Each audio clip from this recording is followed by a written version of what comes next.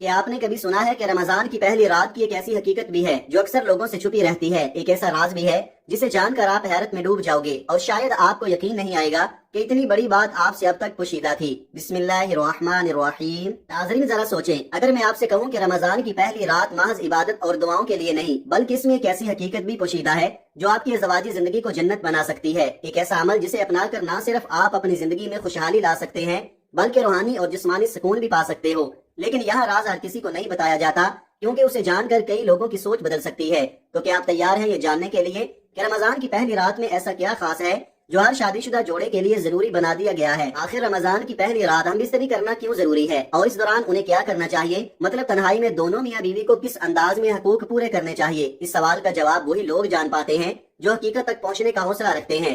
کیا رمضان کا مہینہ کوئی عام مہینہ نہیں بلکہ یہ وہ مقدس مہینہ ہے جس کا آغاز اسی دن ہو گیا تھا جب سے زمین و آسمان کی پیدائش ہوئی۔ سوچو، وہ لمحہ جب اللہ تعالیٰ نے کائنات کو پیدا کیا، ستارے بکھیرے، چاند اور سورج کو اپنی روشنی عطا کی اور فرشتوں کو حکم دیا کہ میرے حکم کے بغیر کچھ نہ ہوگا، تبھی سے رمضان کا نور لکھ دیا گیا تھا۔ حیرت کی بات یہ ہے کہ اس مہینے کی عظمت کا فیصلہ تب ہوا جب کوئی نبی پیدا نہیں ہوا تھا، جب انسان کا وجود بھی مکمل نہیں ہوا تھا۔ یہ وہ مہینہ ہے جسے زمین پر بھیجے جانے والی ہر امت پر فرض کیا گیا۔ یہ وہ مقدس وقت ہے جس میں انبیاء پر وحی اتری، آسمانی کتابیں نازل ہوئیں اور اللہ تعالیٰ نے اپنی رحمت کے دروازے کھولنے کا وعدہ کیا۔ رمضان کا مہینہ حیرت انگیز واقعات کا گواہ رہا ہے۔ یہ کوئی عام مہینہ نہیں بلکہ وہ وقت ہے جب زمین و آسمان کی تقدیریں بدل گئی، انبیاء علیہ السلام کی آزمائشیں ہوئیں اور اللہ کی سب سے بڑی نشانیاں ظاہر ہوئیں۔ حضرت آدم علیہ السلام کی توبہ رمضان میں قبول ہوئی، انہیں جنت سے زمین پر بھیجا گیا اور اسی مہینے میں اللہ نے انہیں معافی عطا کی۔ حضرت نوح علیہ السلام کی قوم پر طوفان رمضان میں آیا، پانی نے پوری زمین کو اپنی لپیٹ میں لے لیا مگر اللہ نے کشتی میں سوار مومنین کو بچا لیا۔ حضرت ابراہیم علیہ السلام پر رمضان میں وحی نازل ہوئی اور اسی مہینے میں انہیں آگ میں ڈالا گیا مگر اللہ نے آگ کو ٹھنڈا کر دیا۔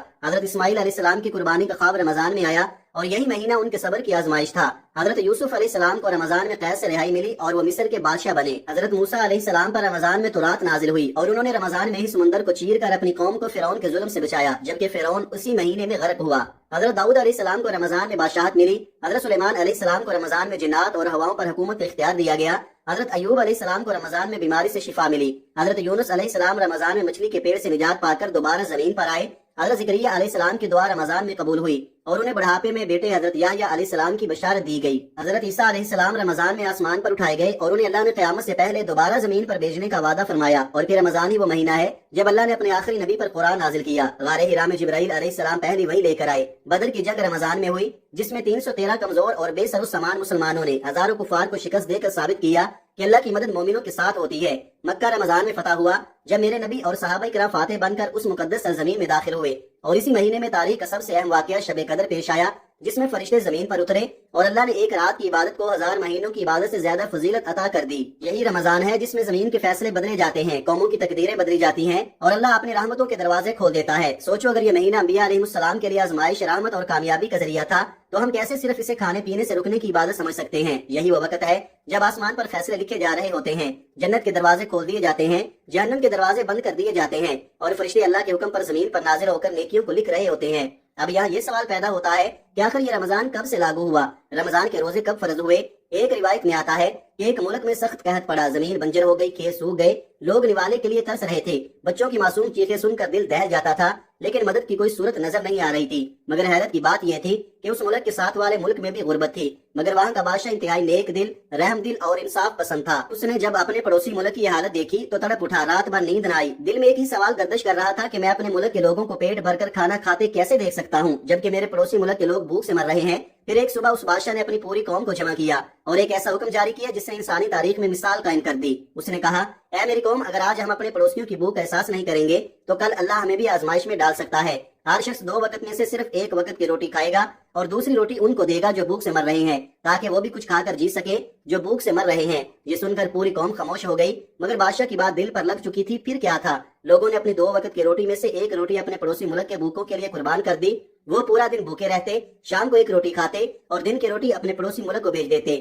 اسی سارے قربانی اور ہمدردی کو دیکھ کر اللہ تعالیٰ کو ان کا یہ عمل اتنا پسند آیا کہ اس نے اس جذبے کو ہمیشہ کے لیے روزے کی عبادت میں شامل کر دیا تاکہ قیامت تک آنے والے لوگ بھوک برداشت کرنے کا سلیقہ سیکھیں، دوسروں کے دکھ درد کو محسوس کریں اور اللہ کی نعمتوں کا شکر ادا کریں۔ اللہ کا فرمان ہے کہ رمضان وہ مہینہ ہے جس میں ہدایت اتاری گئی، جس میں برکت رکھی گئی اور جس میں ایسا نور رکھا گیا جو دلوں کو پاک کر دیتا ہے۔ یہ وہ مقدس مہینہ ہے جس میں اللہ تعالیٰ اپنے بندوں پر بے شمار رحمتیں نازل کرتا ہے، گناہوں کو معاف کرتا ہے اور دعاؤں کو قبولیت بخشتا ہے۔ میرے نبی نے فرمایا کہ روزہ صرف بھوک اور پیاس کا نام نہیں بلکہ یہ اللہ کی رضا خدا کے لیے اپنی خواہشات کو قربان کرنے کا ایک عظیم ذریعہ بھی ہے۔ روزہ وہ ڈال ہے جو انسان کو برائیوں سے بچاتا ہے، روزہ وہ روشنی ہے جو دل کو نرم کر دیتی ہے، روزہ وہ دروازہ ہے جو جنت کی طرف کھلتا ہے، روزہ وہ ذریعہ ہے جس سے اللہ بندے کے بالکل قریب ہو جاتا ہے۔ آج کل اکثر لوگ رمضان کی حقیقت کو سمجھنے سے قاصر ہیں۔ وہ دن بھر بھوکے پیاسے رہ کر خود کو نیک سمجھتے ہیں، مگر جیسے ہی رات ہوتی ہے شیطان ان پر غالب آ جاتا ہے۔ وہ ہاتھ جو دن میں تسبیح کے دانے گن رہے ہوتے ہیں، وہی ہاتھ رات کو ناپاک ہاتھوں میں تھامے جا رہے ہوتے ہیں۔ وہ زبان جو روزے کی حالت میں ذکر الہی کر رہی ہوتی ہے، وہی زبان رات کو جھوٹے وعدے، بے حیائی کی باتیں اور فحش الفاظ ادا کر رہی ہوتی ہے۔ وہ قدم جو دن میں مسجد یا قرآن کی طرف بڑھنے چاہیے تھے، وہ ہوٹلوں، پارکوں اور ناپاک محفلوں میں جا رہے ہوتے ہیں۔ وہ آنکھیں جو دن میں تلاوت قرآن میں بھیگنی چاہیے تھی، وہی آنکھیں رات کو شیطانی نظاروں میں محو ہوتی ہیں۔ کیا یہی رمضان کی عظمت ہے؟ کیا یہی وہ مہینہ ہے جس میں اللہ نے ہمیں تقویٰ سکھانے کے لیے روزے فرض کیے تھے؟ اللہ کا فرمان ہے کہ روزہ صرف بھوکے پیاسے رہنے کا نام نہیں، بلکہ اپنی نظروں، زبان، ہاتھوں اور دل کو ہر برے کام سے روکنے کا نام ہے۔ مگر افسوس، کچھ عورتیں دن بھر خود کو نیک ظاہر کرتی ہیں اور رات کو وہ سب کچھ کرتی ہیں جو شیطان کو بھی حیران کر دے۔ وہ دن میں دعائیں مانگتی ہیں کہ یا اللہ مجھے نیک لوگوں میں شامل کر دے، مگر رات کو وہی ہاتھ کسی اور کا ہاتھ تھامے ہوتے ہیں۔ وہی زبان جو دن میں یا اللہ معاف کر دے کہہ رہی ہوتی ہے، رات کو کسی غیر مرد سے محبت کے جھوٹے وعدے کر رہی ہوتی ہے۔ کیا آپ کو معلوم ہے کہ وہ لوگ جو رمضان میں بھی اپنی خواہشات پر قابو نہیں پا سکتے، وہ اللہ کے نزدیک اس روزے دار کی مانند ہے جو صرف پانی اور کھانے سے پرہیز کرتا ہے، مگر اپنے دل، زبان اور نیت کو پاک نہیں کرتا۔ یہ مت سمجھو کہ اللہ کو تمہاری بھوک اور پیاس کی ضرورت ہے۔ اللہ کو تمہاری نیت، تمہارا تقویٰ، تمہاری سچائی اور تمہاری پاکدامنی چاہیے۔ اگر تم دن کو روزہ رکھ کر بھی رات کو گناہوں میں ڈوبے ہوئے ہو تو یاد رکھو تمہارے لیے اللہ کے ہاں کچھ نہیں ہے سوائے رسوائی کے۔ رمضان ایک مہینہ نہیں بلکہ ایک آزمائش ہے۔ کیا تم واقعی اللہ کے بندے ہو یا صرف دکھاوے کے روزے دار؟ اب فیصلہ تمہارے ہاتھ میں ہے کہ تم خود کو اللہ کی رحمت کے قابل بنانا چاہتے ہو یا شیطان کے دھوکے میں آ کر رمضان جیسے بابرکت مہینے کو اپنے ہاتھوں ضائع کرنا چاہتے ہو۔ رمضان کا مہینہ تمام انبیاء علیہ السلام کے لیے خاص تھا۔ یہی وہ وقت تھا جب اللہ کی رحمتیں نازل ہوئیں اور انبیاء نے اپنی امتوں کو صبر، عبادت اور اللہ کی اطاعت کا سبق دیا۔ حضرت آدم علیہ السلام نے زمین پر اترنے کے بعد اللہ سے معافی کے لیے رمضان میں روزے رکھے۔ حضرت نوح علیہ السلام نے طوفان کے بعد شکرانے کے طور پر رمضان میں عبادت کی۔ حضرت ابراہیم علیہ السلام نے رمضان میں اللہ کی راہ میں سب کچھ قربان کرنے کی آزمائشوں کو قبول کیا۔ حضرت اسماعیل علیہ السلام نے صبر اور قربانی کی لازوال مثال پیش کی۔ حضرت یوسف علیہ السلام نے قید خانے میں بھی رمضان میں روزے رکھ کر اللہ کی رضا حاصل کی۔ حضرت موسیٰ علیہ السلام پر رمضان میں ہی تورات نازل ہوئی اور انہوں نے کوہ طور پر 40 روزے رکھے۔ حضرت ہارون علیہ السلام نے اپنی قوم کو رمضان میں تقویٰ اختیار کرنے کا سبق دیا۔ حضرت داؤد علیہ السلام رمضان میں دن میں روزہ رکھتے اور رات بھر عبادت کرتے۔ حضرت سلیمان علیہ السلام نے اپنی سلطنت میں عدل و انصاف کا نظام رمضان میں اور سخت کر دیا۔ حضرت ایوب علیہ السلام نے اپنی بیماری اور تکلیف میں بھی رمضان میں صبر اور عبادت کو ترک نہیں کیا۔ حضرت یونس علیہ السلام نے مچھلی کے پیٹ میں رمضان کی راتوں میں اللہ سے توبہ کی۔ حضرت زکریا علیہ السلام نے رمضان میں چپ کا روزہ رکھ کر اللہ کے حکم پر عمل کیا۔ حضرت یحییٰ علیہ السلام رمضان میں ہر وقت اللہ کے ذکر میں مشغول رہے۔ حضرت عیسیٰ علیہ السلام نے رمضان میں اپنے حواریوں کو عبادت کی تلقین کی اور ہمارے نبی پر رمضان میں ہی قرآن پاک نازل ہوا اور انہوں نے اسی مہینے میں عبادت، صدقہ اور اللہ کی رضا حاصل کرنے میں سب سے زیادہ کوشش کی۔ تو آئیے ناظرین، اب بات کرتے ہیں کہ رمضان کی پہلی رات میاں بیوی کا ہم بستری کرنا کیوں ضروری ہے۔ کیا آپ جانتے ہیں کہ یہ رات میاں بیوی کے لیے صرف جسمانی قربت کا موقع نہیں بلکہ ایک روحانی تعلق کا ذریعہ بھی ہے۔ شریعت میں میاں بیوی کے تعلق کو صرف جنسی خواہش پوری کرنے کا ذریعہ نہیں بلکہ محبت، سکون اور برکت کا ذریعہ قرار دیا گیا ہے، اور رمضان کے آغاز میں یہ تعلق اور زیادہ پاکیزہ ہو جاتا ہے۔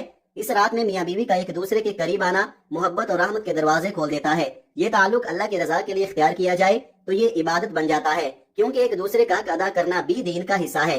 رمضان کی ابتدا شیطان کی قید سے ہوتی ہے، اور اگر میاں بیوی اس رات میں ایک دوسرے کو حلال طریقے سے اپنائے تو نہ صرف ان کے درمیان محبت بڑھتی ہے بلکہ وہ نفس کے بہکاوے سے بھی محفوظ رہتے ہیں۔ کیا آپ نے کبھی سوچا ہے کہ میاں بیوی کے رشتے میں برکت اور محبت کا سب سے بہترین موقع رمضان کی وہ پہلی رات بھی ہو سکتی ہے جب دل پاکیزہ ہونے کے ساتھ ساتھ ایک دوسرے کے قریب آتے ہیں۔ کچھ علماء کرام فرماتے ہیں کہ اگر یہ تعلق محبت اور نیت کی پاکیزگی کے ساتھ ہو تو اس کے اثرات پورے رمضان کے مہینے پر پڑتے ہیں اور ایک اچھے آغاز سے عبادت میں یکسوئی اور روحانی سکون بھی حاصل ہوتا ہے۔ اکثر لوگ کہتے ہیں کہ رمضان میں ہم بستری کرنا جائز نہیں، میاں بیوی کا ایک دوسرے کے ساتھ اٹھنا، بیٹھنا، سونا، جاگنا اچھا نہیں، لیکن یہ بالکل غلط ہے۔ حقیقت یہ ہے کہ اسلام نے میاں بیوی کے درمیان محبت، قربت اور ایک دوسرے کے حقوق کو ہمیشہ اہمیت دی ہے، اور رمضان میں بھی یہ رشتہ جائز اور حلال ہے، بس حدود کا خیال رکھنا ضروری ہے۔ دن کے وقت روزے کی حالت میں میاں بیوی کا مباشرت سے بچنا فرض ہے، لیکن سورج غروب ہونے کے بعد افطار کے بعد سے لے کر سحری تک ان کے لیے یہ عمل مکمل طور پر جائز اور حلال ہے۔ قرآن پاک میں اللہ تعالیٰ نے واضح طور پر فرمایا ہے کہ رمضان کی راتوں میں اپنی بیویوں کے پاس جانا تمہارے لیے حلال کر دیا گیا ہے، کیونکہ وہ تمہارے لیے لباس ہیں اور تم ان کے لیے لباس ہو۔ لیکن کچھ لوگ کم علمی کی وجہ سے یہ سمجھتے ہیں کہ رمضان میں یہ سب ناجائز ہو جاتا ہے، حالانکہ یہ غلط تصور ہے۔ اسلام نے ہمیشہ توازن اور اعتدال کا سبق دیا ہے،